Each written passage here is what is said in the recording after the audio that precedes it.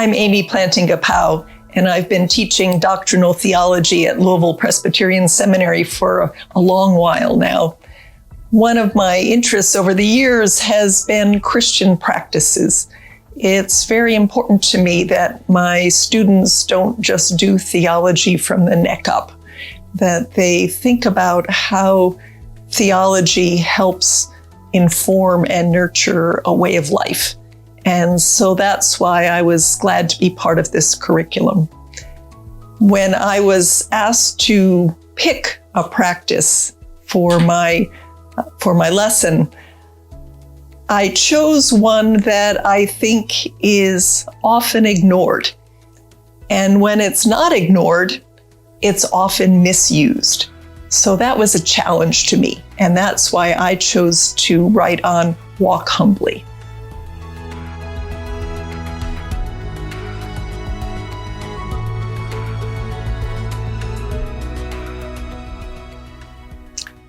The fourth aspect of our practice, walking humbly, is pretty blunt.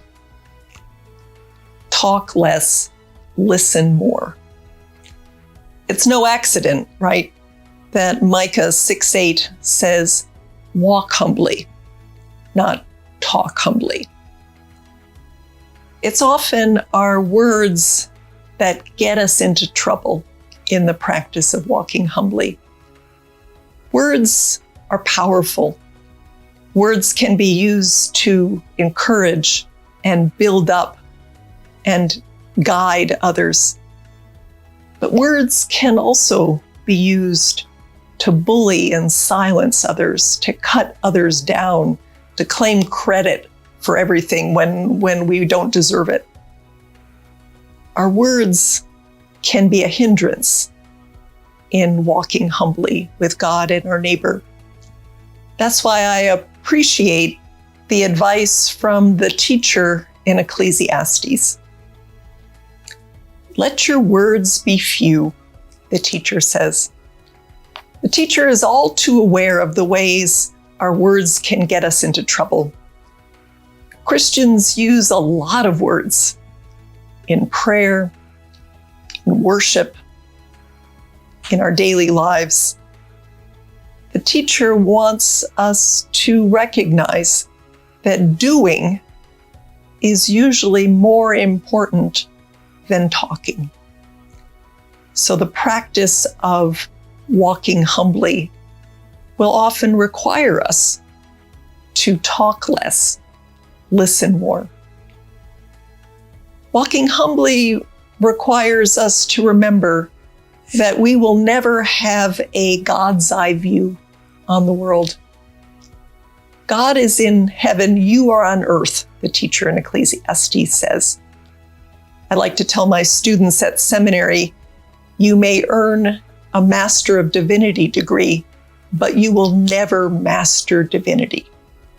God is in heaven, you are on earth. It befits us to be listening more, listening for what God may be saying to us, listening to what our neighbor may be teaching us, to resist the urge to have the final word, to take the credit, to use our words in a way that harm other people. The counsel of Ecclesiastes to let your words be few refers not only to the words we speak out loud, it's also the words we text, also the words we put in online forums. We can be quick to speak, and to speak in ways that harm, speak in ways that inflame, speak in ways that distort. To walk humbly, we have to, as the book of James says, remember that the tongue is a powerful tool, and that if we do not control it, we will not be able to walk humbly with our neighbor. So let your words be few, both your spoken words and your words online, knowing that God is wanting a kind of abundant life for you, that can only come when we walk humbly with others. Let your words be few. Then you will be on your way to walking humbly.